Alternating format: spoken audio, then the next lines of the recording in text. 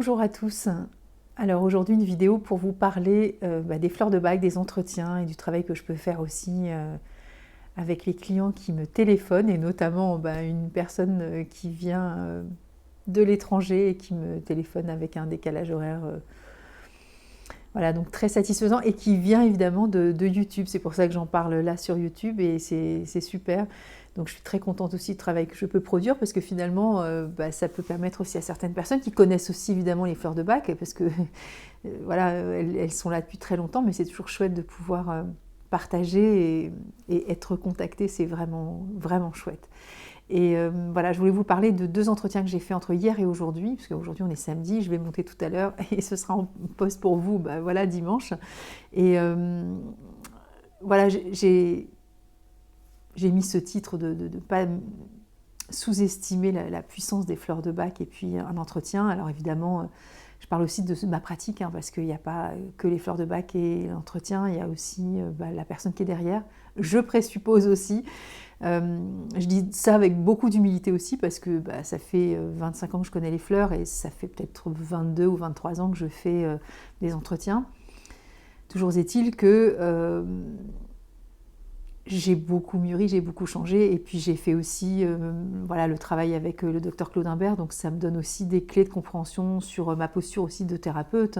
Alors les fleurs de bac, c'est pas une thérapie, mais je parle de cette partie-là de moi aussi en tant que sophroanalyste et puis cette partie aussi d'écoute et puis cette partie de vie que j'ai tout simplement de ma vie personnelle évidemment qui va nourrir ce travail d'accompagnement sur les fleurs. C'est toujours un ensemble de choses quand on va chercher un outil quel qu'il soit, on va chercher l'outil évidemment. On vient des fois avec du feedback parce que quelqu'un nous a dit appelle telle personne. Et puis on va des fois chercher la personne tout simplement. Et ce qui se passe souvent, mais je crois l'avoir déjà dit, mais c'est pas une vérité, c'est pas un truc que je vais annoncer, tout le monde le sait, c'est comme ça. On n'est pas au hasard dans nos rencontres, dans cette posture de quelqu'un qui est sollicité pour un entretien, une consultation. Alors, consultation que ce soit, je ne parle pas forcément que de moi non plus, dans les personnes qui sont soignantes et qui sont dans le milieu médical. Et puis, tout ce qui va être annexe, complémentaire, thérapeute et autres. Il y a toujours une rencontre de synchronicité entre 2 personnes qui arrivent au même moment, dans l'instant de cette demande et dans cette réciprocité aussi de cet espace-temps qu'on va passer ensemble aussi pour dénouer le jeu émotionnel.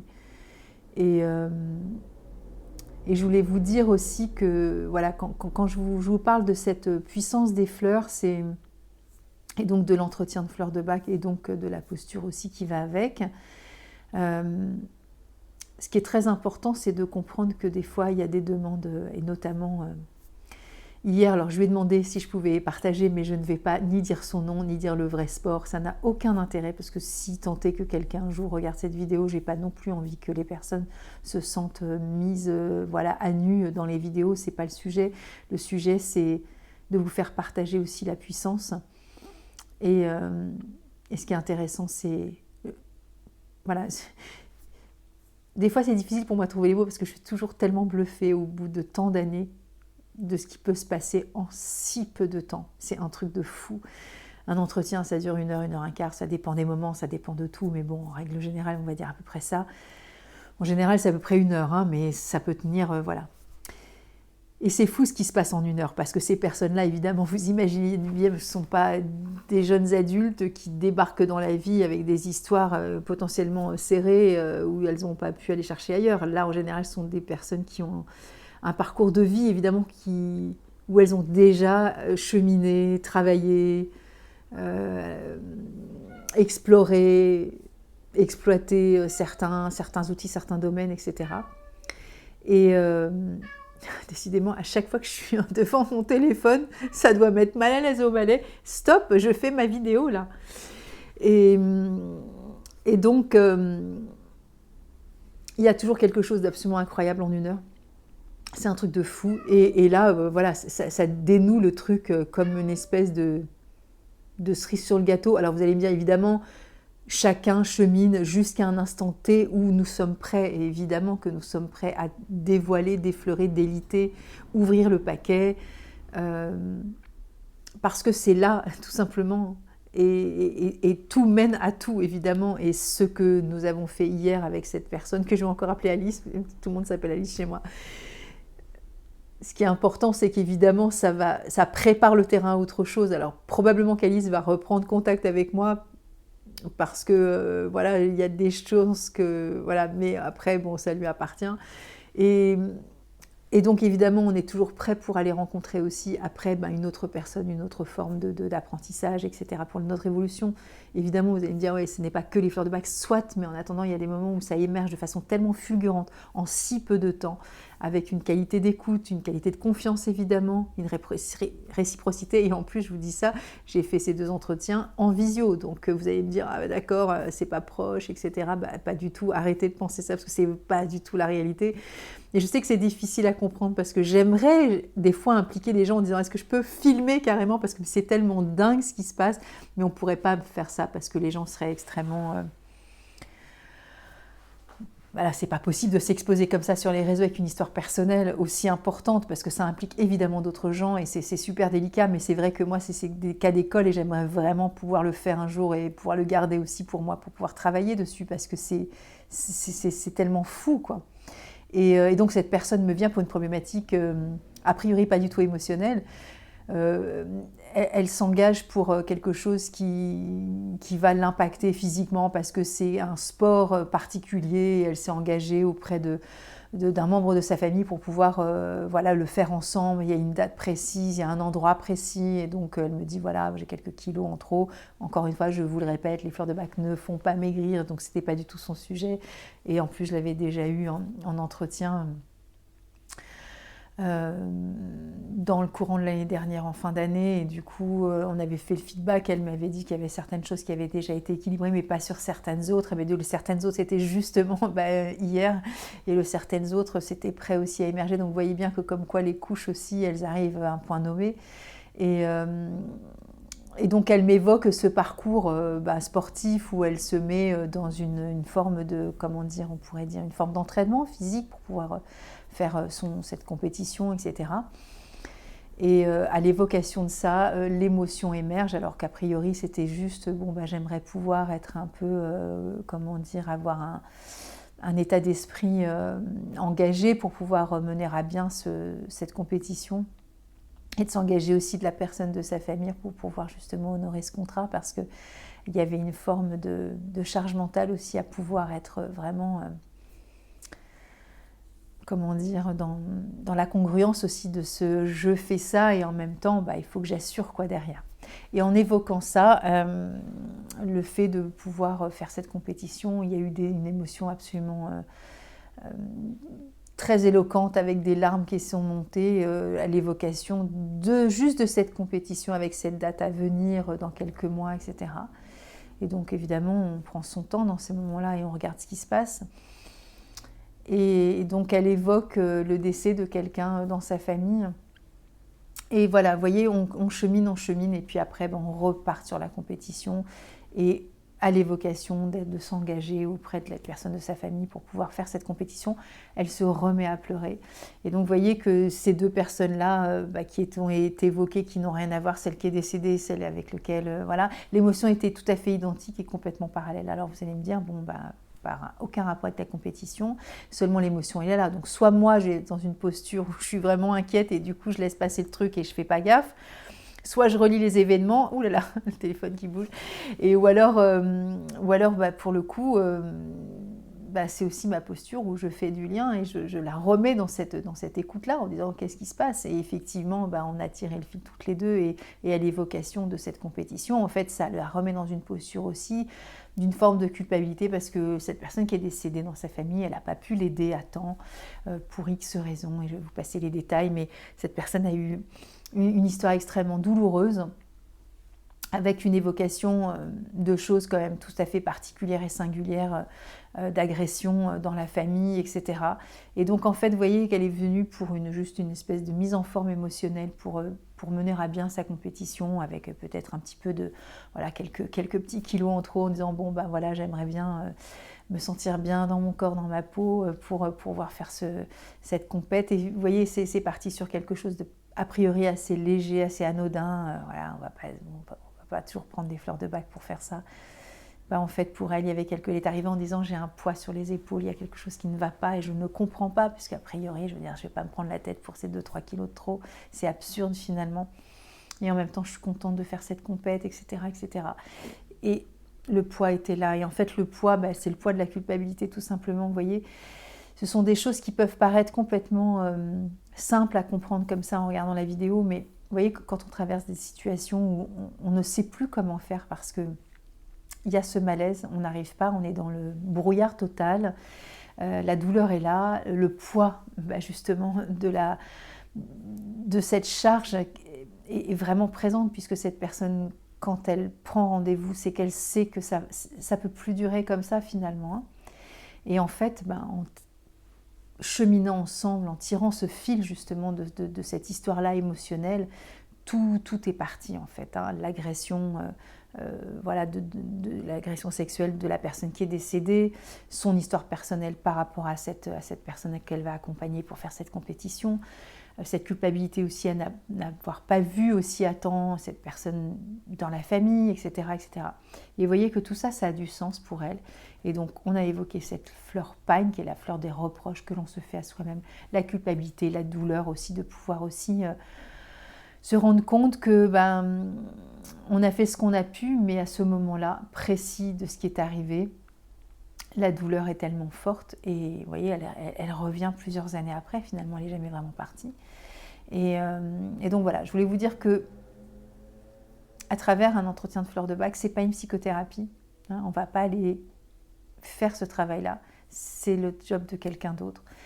En attendant, il se passe quand même des choses importantes aussi dans nos vies et dont on n'a pas forcément la conscience au moment où on en parle, parce qu'encore une fois, je pense que la vie est bien faite et que on a des espèces de protections naturelles qui nous permettent aussi de ne pas dégoupiller, on va dire, cette douleur permanente, parce que quand ça remonte à plusieurs années, ça remonte aussi à l'enfance, ou à des choses qui sont très douloureuses que nous portons depuis très longtemps, et bien aussi, on a cette forme de protection bienveillante aussi qui fait que on est évidemment bien accompagné au bon moment pour pouvoir aussi justement déposer tout ça, se sentir en confiance, en sécurité, parce que des fois lever certains voiles comme ça, certains freins, certaines douleurs qui sont engrammées depuis si longtemps et qui vont révéler chez nous des problématiques qui sont souvent en jachère, qui sont là en chantier.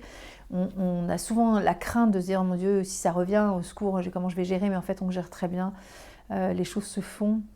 Et moi je ne suis pas du genre à infantiliser non plus les personnes qui viennent me consulter, parce que je pars du postulat que justement elles ont aussi les ressources et les capacités vraiment intrinsèques et nécessaires à faire ce chemin vers elles-mêmes pour pouvoir libérer aussi ce qui est à libérer. Parce que quand on prend rendez-vous, c'est qu'il faut faire quelque chose. Parce que sinon, ça n'a aucun intérêt de prendre rendez-vous et de prendre des fleurs de bac ou de faire autre chose du reste. On a besoin de se relever les manches à un moment donné. Sinon, il ne se passe rien. Et dans le rien, je vois bien que cette personne, Alice, qui m'avait consultée en fin d'année, elle avait fait le nécessaire pour un certain nombre de choses qui ont été très confortables, qui l'ont apaisée et rendue sereine sur certains domaines. Mais ce poids-là, alors on avait déjà évoqué le sujet qui a été évoqué, justement cette personne décédée, mais pas sous cet angle-là. Et vous voyez comme quoi cette petite graine qui était posée là, elle était posée aussi à travers une compétition, mais tout ça, c'est une anecdote, en fait, c'est une expérience d'aventure de vie, juste pour permettre aussi à Alice de pouvoir se libérer, d'être en contact avec ce qu'elle va faire avec la personne de sa famille avec laquelle elle va participer à cette compète et de se sentir complètement... En plus, bon, je ne vous l'ai pas dit, mais c'est une date d'anniversaire aussi pour elle. Au moment où elle fait cette compétition, c'est aussi une date qui revient pour elle comme quelque chose aussi qui est important par rapport à la personne décédée. Donc vous voyez qu'il y a plein de petits paramètres comme ça auxquels des fois on ne prête pas toujours attention. On peut le dire comme ça un peu sur le ton de la légèreté en disant ah bah oui, effectivement, ça fait 5 ans qu'elle est décédée, mais on n'y prête pas nécessairement attention. Mais par contre, dans une partie de notre tête, de notre cœur, dans notre corps, il y a des choses qui sont là et qui sont véritablement au bord de dire... Il faut que ça sorte en fait. Libère-toi, va mieux, lâche ce paquet-là, dépose-le, sois serein, tout va bien. Donc voilà. Je ne peux pas dire grand-chose d'autre.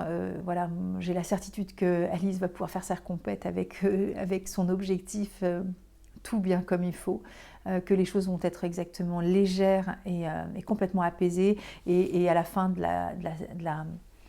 cette entrevue, là, toutes les deux, elle m'a... Mais je l'ai vu dans l'instant, en fait, dès qu'elle a réalisé que c'était la fleur paille, puisque j'en ai parlé tout de suite. Et à chaque fois, à la fin, dès que ça a été révélé, tout ce qu'elle disait, elle s'auto-reprenait en disant « Ah mais non, mais c'est fou, là je sais encore la culpabilité. Ah mais là ouais, bon, elle parlait, puis d'un seul coup elle s'écoutait, elle disait « Mais c'est pas possible, et c'est encore Pine qui est là. » Et donc vous voyez, l'entretien c'est « Ok, je chemine sur mon fonctionnement, mon comportement émotionnel, mais je suis aussi en forme d'apprentissage aussi des fleurs, évidemment de soi, parce que c'est une découverte de soi, une connaissance de soi inouïe. » Et parce que vous voyez que cette écoute-là, cette auto-écoute personnelle, de s'entendre dans ces méandres de culpabilité, elle les a dénichés toute seule. Vous voyez, je ne suis pas là comme à pointer du doigt. Je veux dire, la personne, elle est capable aussi de le faire toute seule. Et c'était magnifique parce qu'au moment où elle a fait le lien, bah évidemment, j'étais là aussi avant pour pouvoir aussi la guider, mais ça s'est perçu visiblement à travers l'écran. Il y a quelque chose qui a lâché au niveau de son corps.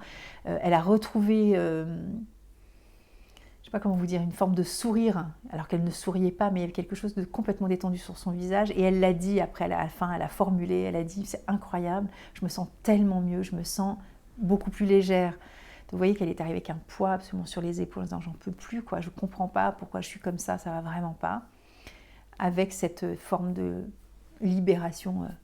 Alors bien sûr, on va voir évidemment comment ça dure dans le temps, une fois qu'elle aura acheté ses fleurs, qu'elle les aura prises, etc. Et ce qui est de toute façon est, et ça c'est déjà chouette, et d'avoir des fois de révéler juste à la conscience ce qu'il se passe en soi à travers le discours des fleurs, évidemment, parce que c'est un support extraordinaire. C'est déjà une qualité que l'on peut reconnaître évidemment aux fleurs de Bach et à ce que nous faisons nous en tant que conseillers agréés du Centre Bach, c'est-à-dire avec cette charte et cette code de pratique pour pouvoir mener à bien un entretien. C'est ce qu'on appelle ça, pas ça une consultation, chez nous on appelle ça un entretien, avec justement cette forme aussi de respect, d'éthique, etc., de reformulation, d'écoute vraiment très active, etc. Et donc voilà. Vraiment, je vous invite à faire l'expérience d'un entretien. Voilà, ce sera quelque chose que peut-être que vous connaissez déjà, parce que c'est par exemple la personne que j'ai vue ce matin qui m'appelait d'un pays étranger. Elle connaissait les fleurs, elle en avait beaucoup déjà chez elle. Elle disait bon je les laisse de côté. Et puis elle est tombée sur quelques vidéos et notamment celle où j'explique comment on prend les fleurs de Bach. Voilà, je crois que c'est une vidéo qui a été 3500 francs, je crois à peu près comme ça. Et elle disait bon voilà, ça m'a déjà bien soutenue, mais je me suis dit allez, j'arrête d'être autonome et je passe le cap justement d'appeler Nathalie pour voir voilà, comment ça peut se passer entre nous. Et c'est pareil, elle m'a dit voilà, psychothérapie, ceci, cela, patin coup fin. Et là, ce qu'on a fait ce matin, c'était juste un truc de fou, quoi. Et bon, alors ça dure un peu plus d'une heure, ça dure 1h20 parce que voilà, c'était vraiment nécessaire aussi et qu'il y avait quelque chose de vraiment particulièrement sensible. Mais il y a des moments, vous voyez, on est vraiment guidé pour les bonnes raisons, pour les bonnes personnes, avec les bons outils. Vraiment, faites-vous confiance, hein, parce que, bon, après, j'avais dit dans une vidéo la semaine dernière qu'il faut quand même faire gaffe, soyez vigilants aussi, parce que, bon, c'est toujours pareil. Mais en même temps, encore une fois, quand on se plante, entre guillemets, c'est qu'il y a du sens aussi derrière tout ça, et que ça donne aussi une ligne de lecture et une ligne de conduite aussi sur des choses où on dit ça, plus jamais. Et ça, c'est non, en fait, pour moi, c'est non négociable. Et maintenant, je vais lui dire que stop, elle arrête de me parler comme ça, ou ça, je suis pas d'accord. Donc, vous voyez qu'il y a des moments, c'est aussi la vie, hein. Mais vraiment, voilà, vous avez le pouvoir entre vos mains pour pouvoir aussi bouger les lignes, parce qu'il y a des choses à faire, évidemment, et d'être accompagné avec un regard extérieur, une écoute extérieure, évidemment. Vous savez bien que c'est beaucoup plus facile que quand on est tout seul face à soi-même. Cet effet de miroir qu'on a avec quelqu'un de face de nous n'est pas la même chose que notre propre miroir dans la glace, parce que il n'y a pas cet écho-là qui fait que ça résonne en fait. Cette personne ce matin, quand je lui ai parlé des fleurs qu'elle évoquait dans son discours, chaque fois que j'évoquais la fleur, elle était là, mais elle disait mais c'est hallucinant quoi, c'est exactement ça. Mais je dis mais c'est vous qui parlez, et moi je vous donne juste le code avec les fleurs, et en même temps voilà, c'est aussi un discours et c'est un échange, mais voilà, j'en ai fini. Écoutez, faites vos expériences encore une fois. Je sais que j'arrête pas de parler de ça en ce moment parce que j'ai à cœur vraiment de